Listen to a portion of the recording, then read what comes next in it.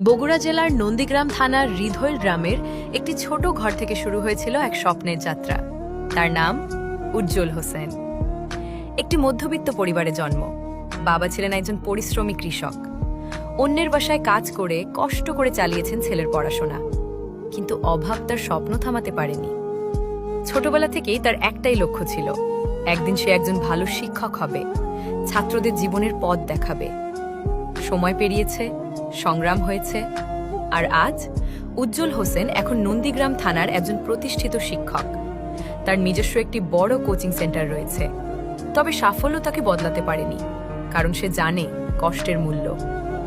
আজও অনেক শিক্ষার্থী যখন পারিবারিক সমস্যার কারণে মাসিক বেতন দিতে পারে না, তখন উজ্জ্বল স্যার তাদের পাশে দাঁড়ান।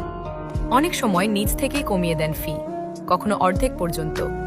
তার কাছে শিক্ষা শুধু একটি পেশা নয়, এটি একটি দায়িত্ব, একটি মানবিকতা।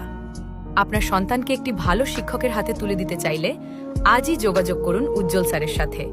মোবাইল 016384190006।